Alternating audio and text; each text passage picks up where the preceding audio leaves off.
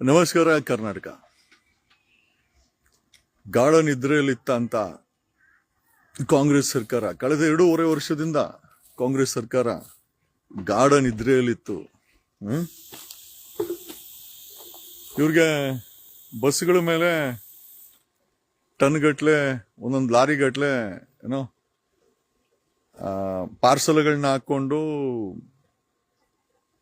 ಆ ಪಾರ್ಸಲ್ ಅಲ್ಲಿ ಪಟಾಕಿ, ಆ ಪಾರ್ಸಲ್ ಅಲ್ಲಿ ಎಣ್ಣೆ, ಆ ಪಾರ್ಸಲ್ ಅಲ್ಲಿ ಆಯಿಲು, ಆ ಪಾರ್ಸಲ್ ಅಲ್ಲಿ ರಬ್ಬರು, ಆ ಪಾರ್ಸಲ್ ಅಲ್ಲಿ ಬೆಂಕಿಗೆ ಬೇಕಾದಂತ ಎಲ್ಲಾ ಸಾಮಾನುಗಳನ್ನ ಸಾಗಾಟ ಮಾಡ್ತಾ ಇದ್ರು. ಟ್ರಾನ್ಸ್ಪೋರ್ಟ್ ಬಸ್ ಅಂತ ಇರೋದು ಜನಗಳನ್ನ ಸಾಗಾಟ ಮಾಡಲೇ ಹೊರತು, ಅಥವಾ ಟೂರಿಸ್ಟ್ಗಳನ್ನ ಸಾಗಾಟ ಮಾಡ್ಲಿಕ್ಕೆ ಹೊರತು, ಅಥವಾ ನಾಗರಿಕರನ್ನ ಸಾಗಾಟ ಮಾಡ್ಲಿಕ್ಕೆ ಹೊರತು ಬಸ್ ಅನ್ನೋದು ಅದರಲ್ಲಿ ನಾಗರಿಕರು ಮಾತ್ರ ಲಗೇಜ್ ಇಟ್ಕೊಳ್ಬಹುದು. ಅವ್ರಿಗೆ ಬೇಕಾದಂತ ಲಗೇಜ್ ಅನ್ನ ಮಾತ್ರ ತಗೊಂಡೋಗ್ಬೇಕಾದಂತ ಬಸ್ಗಳು ಒಂದು ದೊಡ್ಡ ಮಟ್ಟದ ಲಗೇಜ್ ಮಾಫಿಯಾಗಳಾಗಿ ಕನ್ವರ್ಟ್ ಆಗಿದೆ. ಕಳೆದ 2.5 ವರ್ಷದಿಂದ ಗಾಢ ನಿದ್ರೆಯಲ್ಲಿದ್ದಂತ ಕಾಂಗ್ರೆಸ್ ಸರ್ಕಾರ, ಗಾಢ ನಿದ್ರೆಯಲ್ಲಿದ್ದಂತ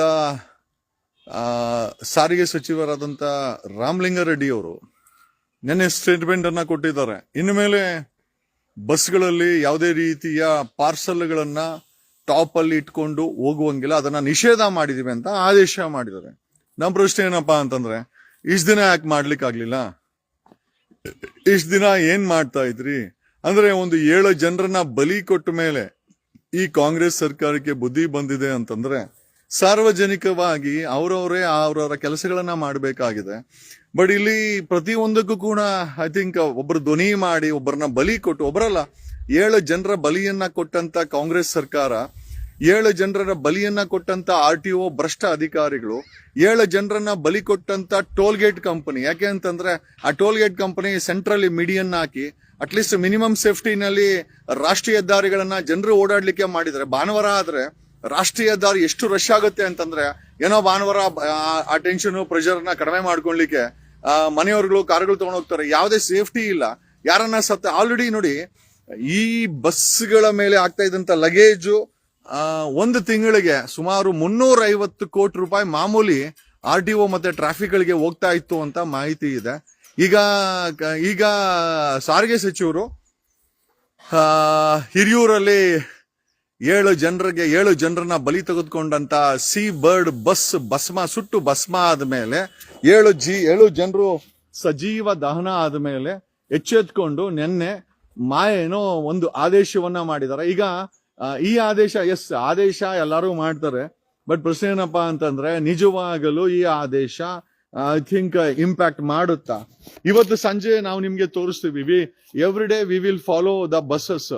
ಗೊರಗಂಟೆಪಾಳ್ಯ, ನೆಲಮಂಗಲ, ಗಾಂಧಿನಗರದಲ್ಲಿ ಪಾರ್ಸಲ್ ಹಾಕೊಂಡು ಎಷ್ಟು ಬಸ್ಸುಗಳು ಆದೇಶ ಮಾಡಿದ್ಮೇಲೆ ಹೋಗುತ್ತೆ ಅನ್ನೋದನ್ನ ನಾವು ವಿವರವಾಗಿ ಇಂಪ್ಯಾಕ್ಟ್ ನಮ್ಮ ನ್ಯೂಸ್ ಚಾನೆಲ್, ನಮ್ಮ ಟ್ರೂ ಲೈಫ್ ನ್ಯೂಸ್ ಚಾನೆಲ್ ನಾವು ಇದಕ್ಕೆ ಹೋಗಿದ್ವಿ. ವಿ ಹ್ಯಾಡ್ ಗಾನ್ ಟು ಹಿರಿಯೂರ್ಗೆ ಹೋಗಿದ್ವಿ. ಯಾಕೆ ಅಂತಂದ್ರೆ ನಾವು ಕೇಳಿದ ಸ್ಟೋರಿಗಳನ್ನ ನಮ್ಗೆ ಅಕ್ಸೆಪ್ಟ್ ಮಾಡ್ಕೊಳ್ಳಕ್ಕೆ ರೆಡಿ ಇರ್ಲಿಲ್ಲ. ಹಾಗಾಗಿ ನಮ್ಮ ಟೀಮ್ ಹಿರಿಯೂರ್ಗೆ ಹೋಯ್ತು. ಹಿರಿಯೂರ್ಗೆ ಹೋಗಿ ಅಲ್ಲಿ ನಾವು ಸ್ಟಡಿ ಮಾಡಿದ್ಮೇಲೆ ಗೊತ್ತಾಗಿದ್ದು, ಈ ಎಂಟೈರ್ ಬಸ್ಸು ಸುಟ್ಟು ಹೋಗಲು ಕಾರಣ ಮೇಲಿದ್ದಂತ ಹೆಚ್ಚು ಕಮ್ಮಿ ಒಂದು ಟ್ರಕ್ ಲೋಡ್ ಪಾರ್ಸಲ್ ಈ ಒಂದು 7 ಜನರ ಬಲಿಯನ್ನ ತೆಗೆದುಕೊಳ್ಳಲಿಕ್ಕೆ ಕಾರಣ ಆಗಿದೆ ಅಂತ. ಸೊ ಅದರ ಇಂಪ್ಯಾಕ್ಟ್ ಅನ್ನ ನಾವು ವಿವರಣೆಯಾಗಿ ತೋರಿಸಿದ್ವಿ. ಇನ್ಫ್ಯಾಕ್ಟ್ ಲೈವ್ ಆಗಿ ತೋರಿಸಿದ್ವಿ. ಅಲ್ಲಿ ಎಷ್ಟು ಪಾರ್ಸಲ್ ಇತ್ತು. ನಾವು ಹೋದಾಗ 24 ಗಂಟೆ ಕಳೆದಿದ್ರು ಕೂಡ ನಾವು ನಿನ್ನೆ ರಾತ್ರಿ 2 ಗಂಟೆನಲ್ಲಿ ಬೆಂಕಿ ಎತ್ಕೊಂಡಿರೋದು. ನಾವು ಹೋದಾಗ ಮಾನ್ಯ ದಿವಸ 4 ಗಂಟೆ ಅಲ್ಲಿವರೆಗೂ ಸಹ ಬಸ್ಸಲ್ಲಿ ಬೆಂಕಿ ಉರಿತಾನೆ ಇತ್ತು. ಅಷ್ಟು ಪಾರ್ಸಲ್ ಅನ್ನ ಒಂದು ಬಸ್ ಮೇಲೆ ಹಾಕೊಂಡು, ಹೆಚ್ಚು ಕಡಿಮೆ ಒಂದು ಬಸ್ಸಲ್ಲಿ ಜನರಿಗಿಂತ ಹೆಚ್ಚಾಗಿ ಮೇಲೆ ಒಂದು ಟ್ರಕ್ ಲೋಡ್ ಪಾರ್ಸಲ್ ಅನ್ನ ಪ್ರತಿಯೊಂದು ಬಸ್ಸು ಹಾಕೊಂಡೋಗಿ ಹಣ ಮಾಡ್ತಾರೆ. ನಮ್ ಪ್ರಶ್ನೆ ಏನಪ್ಪಾ ಅಂದ್ರೆ, ಬಸ್ಸಾ ಇದು ಟ್ರಕ್ಕಾ? ನಮ್ಗೆ ಸಾರಿಗೆ ಸಚಿವರು ಮತ್ತೆ ಸಾರಿಗೆ ಇಲಾಖೆಯವರು, RTO ಅವರು ನಮ್ಗೆ ವಿವರಣೆ ಕೊಡ್ಬೇಕು. ಇದು ಬಸ್ಸಾ ಟ್ರಕ್ಕಾ ಅಂತ. ಇದು ಟ್ರಕ್ ಅಲ್ಲ ಅಂದ್ಮೇಲೆ ಪಾರ್ಸಲ್ ಯಾಕೆ ಹಾಕ್ತೀರಾ? 7 ಜನರನ್ನ ಬಲಿ ತೆಗೆದುಕೊಂಡ್ಮೇಲೆ ಈ ನಿರ್ಧಾರವನ್ನ ಸಾರಿಗೆ ಸಚಿವರು ಆದೇಶ ಮಾಡಿದ್ದಾರೆ ಅಂತಂದ್ರೆ, ಹಾಗಾದ್ರೆ ಕಳೆದ 2.5 ವರ್ಷದಿಂದ ಭ್ರಷ್ಟಾಚಾರದಲ್ಲಿ ಪ್ರತಿ ತಿಂಗಳು 350 ಕೋಟಿ ಸಾರಿಗೆ ಇಲಾಖೆಗೆ ಹೋಗ್ತಾ ಇದ್ದಿದ್ದು ಪಕ್ಕಾ ಅಂತ ಆಯ್ತು. ಇಲ್ಲಿವರೆಗೂ ಸುಮ್ನೆ ಇದ್ದು ಈಗ ಆದೇಶ ಮಾಡಿದ್ದಾರೆ ಅಂದ್ರೆ ಕಳೆದ 2.5 ವರ್ಷದಿಂದ ಪ್ರತಿ ತಿಂಗಳು 3.5 ಲಕ್ಷ ಬಸ್ಗಳು, ಒಂದು ಬಸ್ 10,000 ಲಂಚ ಕೊಡ್ತಾರೆ ಅಂತೆ.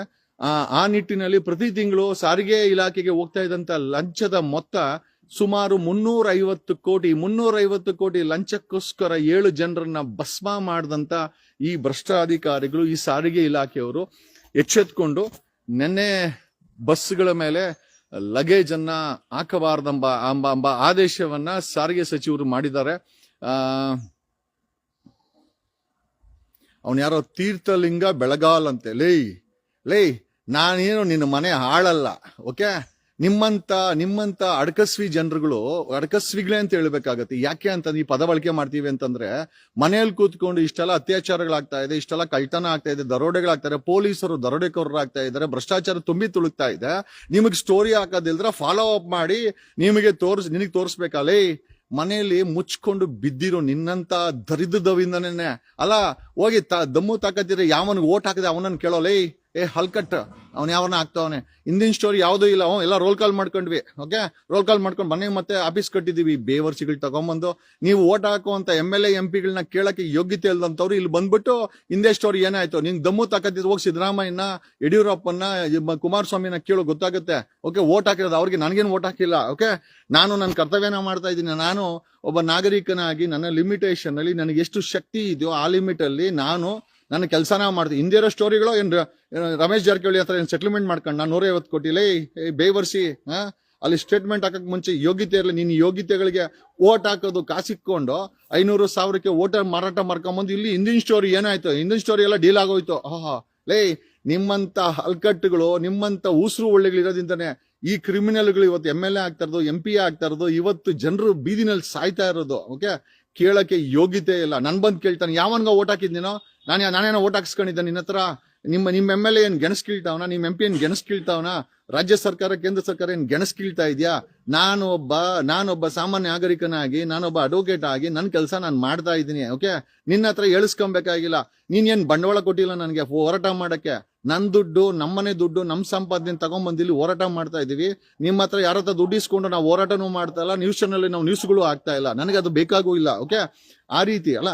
ನೋಡಿ, ಓಟ್ ಹಾಕಿರೋ ಅಂತ ಅಡಕಸ್ವಿ MLAಗಳಿಗೆ, ಭ್ರಷ್ಟ MLAಗಳು MP ಗಳನ್ನ ಕೇಳೋದ್ ಬಿಟ್ಟು ಇಲ್ಲಿ ನನ್ ಬಂದ್ ಕೇಳ್ತಾನೆ ಹಿಂದಿರೋ ಸ್ಟೋರಿಗಳಲ್ಲಿ ಏನಾಯ್ತು ಅಂತ. ಎಲ್ಲ ಮಾರ್ಕೊಂಡ್ ತಿಂದಾಕ್ಬಿಟ್ವಿ.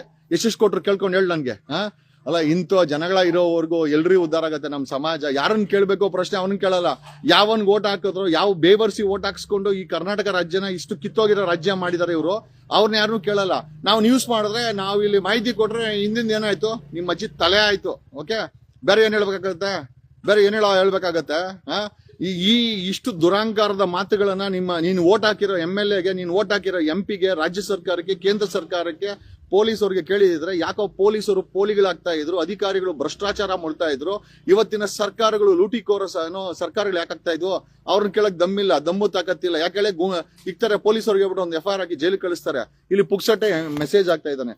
ಏನೇ ಸ್ನೇಹಿತರೆ, ನಮ್ಮ ಟ್ರೂ ಲೈಫ್ ನ್ಯೂಸಿನ ಇಂಪ್ಯಾಕ್ಟ್ ಯಾವ ಮಟ್ಟಕ್ಕೆ ಇತ್ತು ಅಂತಂದ್ರೆ, ಐ ಥಿಂಕ್ ಸಾರಿಗೆ ಸಚಿವ ರಾಮಲಿಂಗಾರೆಡ್ಡಿ ಅವ್ರನ್ನ ನಾವು ಅದನ್ನು ಹೇಳಿದ್ವಿ. ಓಕೆ, ಅಂಬಿ ನಿನಗೆ ವಯಸ್ಸಾಯ್ತು, ರಾಮಲಿಂಗಾರೆಡ್ಡಿ ನಿನಗೆ ವಯಸ್ಸಾಯ್ತು, ರಾಜೀನಾಮೆ ಕೊಟ್ಟು ಮನೆಗೆ ಹೋಗಿ ಅನ್ನೋ ಮಾತನ್ನು ಕೂಡ ನಾವು ಹೇಳಿದ್ವಿ.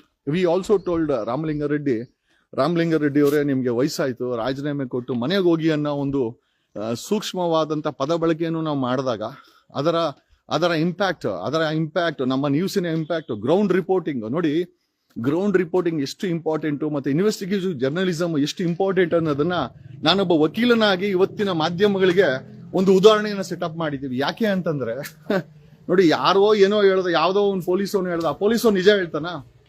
ಅಲ್ಲಿರೋ SP ನಿಜ ಹೇಳ್ತಾನ? IG ನಿಜ ಹೇಳ್ತಾನ? ಜಿಲ್ಲಾಧಿಕಾರಿ ನಿಜ ಹೇಳ್ತಾನ?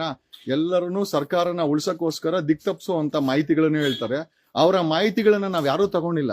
ನಿಮಗೆ ಗೊತ್ತಿರ್ಲಿ ಸ್ನೇಹಿತರೆ, ಒಬ್ಬ ಇನ್ವೆಸ್ಟಿಗೇಟಿವ್ ಜರ್ನಲಿಸಮ್ ಒಂದು ಚಾನಲ್, ಒಂದು ಪೇಪರ್ ಮಾಡ್ತು ಅಂತಂದ್ರೆ, they are not less than A CBI. ಒಂದು CBI ಮಾಡೋ ಕೆಲಸವನ್ನ ಒಬ್ಬ ಜರ್ನಲಿಸ್ಟು, ಒಬ್ಬ ರಿಪೋರ್ಟರ್ ಮಾಡ್ತಾನೆ. ಅವನೇನಾದ್ರು ಕರೆಕ್ಟ್ ರಿಪೋರ್ಟಿಂಗ್ ಮಾಡಿ ಸತ್ಯವನ್ನ ಬೆಳಕಿಗೆ ತಂದ್ರೆ, ಖಂಡಿತವಾಗಿ ನಾವು ಮಾಡಿದಂತ ಇಂಪ್ಯಾಕ್ಟ್ ಪ್ರತಿಯೊಂದು ಕರ್ನಾಟಕದ ಚಾನೆಲ್ಗಳು ಮಾಡಬಹುದು.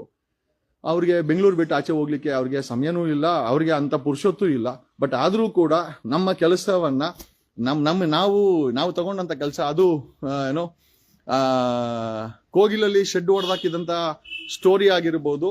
ನಾವು ಯಾವ ಮಟ್ಟಿಗೆ ಅದನ್ನ ಇಂಪ್ಯಾಕ್ಟ್ ಮಾಡಿದ್ವಿ ಅಂತಂದ್ರೆ, ಪಕ್ಕದ ರಾಜ್ಯದ ಸಿಎಂ, ಕೇರಳ ಸಿಎಂ ರಿಯಾಕ್ಟ್ ಮಾಡಿದ್ದಾರೆ. ಅಂದ್ರೆ ಡಿಬೇಟ್ ನಡೀತಾ ಇದೆ ಇಲ್ಲಿ, ಸಿದ್ದರಾಮಯ್ಯ ಮತ್ತೆ ಡಿ ಕೆ ಶಿವಕುಮಾರ್ ನಿಮ್ಗೆ ಯಾಕೆ ಅಂತ. ಬಡವರ ಮನೆಗೆ ಬಿಹಾರಲ್ಲಿ, ಯುಪಿನಲ್ಲಿ ಬಿಜೆಪಿಯವರು ಬುಲ್ಡೋಸರ್ ನುಗ್ಗಿಸಿದ್ರು. ಕಾಂಗ್ರೆಸ್ ಅವರು ಕೂಡ ಬಡವರ ಶೆಡ್ಗಳಿಗೆ ಬುಲ್ಡೋಸರ್ ನುಗ್ಗಿಸಿದ್ರು. ಒಬ್ಬ ಕಸಬ್ಗೆ ನೇಣಕಕ್ಕೆ ಮುಂಚೆ ನಾವು ಅವನಿಗೆ ನ್ಯಾಯಯುತವಾಗಿ ಒಬ್ಬ ವಕೀಲರನ್ನ ಕೊಟ್ಟು ನಾವು ಅವನಿಗೆ ನ್ಯಾಯಯುತವಾದಂತ ಒಂದು ಟ್ರಯಲ್ ಕಂಡಕ್ಟ್ ಮಾಡಿ ನೇಣನ್ನ ಹಾಕಿದ್ವಿ. ನಮ್ಮ ಜನ ಅವರೇನು ಸಿದ್ದರಾಮಯ್ಯ ಸ್ಟೇಟ್ಮೆಂಟ್ ಮಾಡ್ತಾರೆ, ಅವರೆಲ್ಲ ಮೈಗ್ರೆಂಟ್ಸ್ ಅಂತ, ಅಂದ್ರೆ ಎಲ್ಲಿಂದನೋ ಬಂದಿರೋ ಮೈಗ್ರೆಂಟ್ಸ್ ಅಂತ ನಿಮ್ಮ ಅಧಿಕಾರಿಗಳ ಹತ್ರ ದಾಖಲೆ ಇದೆಯಾ? ದಾಖಲೆ ಇದೆ. ಇಷ್ಟು ದಿನ ಕೃಷ್ಣ ಬೈರೇಗೌಡಂಗೆ ವೋಟ್ ಮಾಡೋರು ಅವರು. ಕೃಷ್ಣ ಬೈರೇಗೌಡ ನಂಗಾರೆ 4 ಟರ್ಮ್ ವೋಟ್ ಇವ್ರಿಗೆ ಈ ಒಂದು ಮೈಗ್ರೆಂಟ್ಸ್ ವೋಟ್ ಮಾಡಿರೋದು ಕೂಡ ಅಲ್ಗೆ ಬೋಗಸೆ ಅಲ್ವಾ? ಕೃಷ್ಣ ಬೈರೇಗೌಡನ ಗೆಲ್ಲಕ್ಕೆ ಈವನ್ ಈ ಲೇಔಟ್ ಅಲ್ಲೂ ಕೂಡ ಒಂದು 5,000 ವೋಟ್ ಬಿದ್ದಿದೆ. ಹಾಗಾದ್ರೆ Krishna Byregowda I think migrants ಹತ್ರ ವೋಟ್ ಹಾಕ್ಸ್ಕೊಂಡು ಗೆದ್ದಿದ್ದಾನೆ ಅಂತ ಆಯ್ತು. ಹಾಗಾದ್ರೆ 4 ಟರ್ಮ್ ಕೃಷ್ಣ ಬೈರೇಗೌಡ ಗೆದ್ದಿರೋದು ಕೂಡ ನಾವು ಪ್ರಶ್ನಾತೀತವಾಗಿ ನಿಂತ್ಕೊಬೇಕಾಗತ್ತೆ. ಏನಾದ್ರೂ ಸ್ಟೇಟ್ಮೆಂಟ್ ಮಾಡ್ಬೇಕಾರೆ ರಾಜ್ಯ ಸರ್ಕಾರ ಯೋಚನೆ ಮಾಡಿ ಮಾಡ್ಬೇಕು. ನಾವು ಮಾಡಿದಂತ ಕೋಗಿಲು ಶೆಡ್ ಸ್ಟೋರಿನೂ ಸಹ ದೊಡ್ಡ ಮಟ್ಟಕ್ಕೆ ಇಂಪ್ಯಾಕ್ಟ್ ಆಯ್ತು. ಇನ್ಫ್ಯಾಕ್ಟ್ ಪಕ್ಕದ ರಾಜ್ಯದ ಸಿಎಂ ಕೇರಳ ಸಿಎಂ ರಿಯಾಕ್ಟ್ ಮಾಡಿದ್ರು. ಇವತ್ತು ಬಸ್ ಸ್ಟೋರಿನ ಇಂಪ್ಯಾಕ್ಟ್ ಮಾಡಿದ್ರಿ. ಹಿರಿಯೂರು ಬಸ್ ಸ್ಟೋರಿಯನ್ನ ಇಂಪ್ಯಾಕ್ಟ್ ಮಾಡಿದ್ವಿ. ಸಾರಿಗೆ ಸಚಿವರು ಆದೇಶ ಮಾಡಿದ್ರು, ಬಸ್ಗಳು ಇನ್ಮೇಲೆ ಪಾರ್ಸಲ್ ತಗೊಂಡೋಗಂಗಿಲ್ಲ ಅಂತ. ನೋಡಿ, ನಾವು ಮಾಡಿದಂತ ಯಾವುದೇ ಸ್ಟೋರಿ ಆಗಿರ್ಬೋದು ಇಂಪ್ಯಾಕ್ಟ್ ಆಗ್ತಾ ಇದೆ. ನ್ಯೂಸ್ ಚಾನೆಲ್, ನಮ್ಮ ಟ್ರೂ ಲೈಫ್ ನ್ಯೂಸ್ ಮಾಡ್ತಾ ಇರೋಂಥ ಪ್ರತಿಯೊಂದು ಸ್ಟೋರಿನೂ ಸಹ ಸರ್ಕಾರ ಮತ್ತೆ ಸಂಬಂಧಪಟ್ಟಂತ ಇಲಾಖೆಗಳು ಅದನ್ನ ಇಂಪ್ಯಾಕ್ಟ್ ಮಾಡ್ತಾ ಇದೀವಿ ಅಂತ ಹೇಳ್ತಾ ಈ ಕೆಲಸವನ್ನ ಪ್ರತಿಯೊಂದು ಚಾನಲ್ ಮಾಡಬಹುದು. ಬರೀ ನಾವು ಒಬ್ಬರೇ ಮಾಡ್ಬೇಕಂತಲ್ಲ, ಬಟ್ ಅವ್ರು ಮಾಡಲ್ಲ, ಅದು ಅವ್ರಿಗೆ ಬಿಟ್ಟಿದಂತ ವಿಚಾರ ಅಂತ ಹೇಳುತ್ತಾ. ಬಟ್ ಆದ್ರೆ ನಾವು ಮಾಡ್ತೀವಿ. ಯಾಕೆ ಅಂತಂದ್ರೆ ನಮ್ಗೆ ಸತ್ಯ ಬೇಕಾಗಿದೆ, ಸತ್ಯವನ್ನ ಹುಡುಕ್ತೇವೆ. ನಾವು ರಿಪೋರ್ಟಿಂಗ್ ಮಾಡೋದು ಸತ್ಯವನ್ನ ರಿಪೋರ್ಟಿಂಗ್ ಮಾಡಿ we will only report what we wanted ಅಂತ ಹೇಳುತ್ತಾ. ಅಂಡ್ ಒಂದಂತೂ ನಿಜ, ನಮ್ಗೆ ಜನರಿಗೆ ಸತ್ಯ ನೋಡಿಸ್ಬೇಕಾಗಿದೆ. ನಮ್ಮ ಚಾನಲ್ಲು ನನ್ಗೆ ಹುಡುಕಿ ಸತ್ಯವನ್ನ ನೋಡಿಸ್ತೀವಿ. ತಪ್ಪಾಗಿ ಎರರಾಗಿ ಬಂದ್ರೆ ನಾವೇನೂ ಮಾಡ್ಲಿಕ್ಕಲ್ಲ. ಬಟ್ ಡೆಫಿನೆಟ್ಲಿ ಸಾರಿಗೆ ಸಚಿವರೇನೋ ಆದೇಶ ಮಾಡಿದ್ದಾರೆ. ಬಟ್ ಆ ಆದೇಶವನ್ನ ನಿಜವಾಗ್ಲೂ ಪ್ರೈವೇಟ್ ಬಸ್ಗಳು ಫಾಲೋ ಮಾಡ್ತಾರ? ಇವತ್ತು ಇಂಪ್ಯಾಕ್ಟ್ ಸ್ಟೋರಿಯನ್ನ ಮಾಡ್ತೇವೆ. We will be watching. ನಮ್ಮ ಕ್ಯಾಮ್ರಾಮನ್ಗಳು ಗಾಂಧಿನಗರದಲ್ಲಿ ಮತ್ತೆ ಗೊರಗುಂಟೆಪಾಳ್ಯ, ನೆಲಮಂಗಲ ಟೋಲ್ ಗೇಟ್ಗಳಲ್ಲಿ ಕ್ಯಾಮ್ರಾಗಳು ಇಟ್ಕೊಂಡು ಬರುವಂತ ಬಸ್ಗಳು ಲಗೇಜ್ ಹಾಕೊಂಡ್ ಬರ್ತಾ ಇದೆಯಾ ಅಥವಾ ಹಂಗೆ ಬರ್ತಾ ಇದೆಯಾ, ರಾಮಲಿಂಗಾರೆಡ್ಡಿ ಅವರ ಆದೇಶವನ್ನ ಫಾಲೋ ಮಾಡ್ತಾ ಇದೆಯಾ ಅನ್ನೋದನ್ನ ನಾವು ಸ್ಟೋರಿ ಮಾಡ್ತೇವೆ. We will do the story and we will show ಸಾರಿಗೆ ಸಚಿವರ ಆದೇಶಕ್ಕೆ ಕಿಮ್ಮತ್ ಇದೆಯಾ ಅಥವಾ ಆ ಆದೇಶ ಡಸ್ಟ್ಬಿನ್ಗೆ ಪ್ರೈವೇಟ್ ಬಸ್ ಅವರು ಬಿಸಾಕಿದಾರ ಅಂತ ನಾವು ಇಂಪ್ಯಾಕ್ಟ್ ಶೋನ ಮಾಡಿ ತೋರಿಸ್ತೀವಿ ಅಂತ ಹೇಳುತ್ತಾ ನಾನು ನಿಮ್ಮ advocate Jagadish from true life news team. Thanks.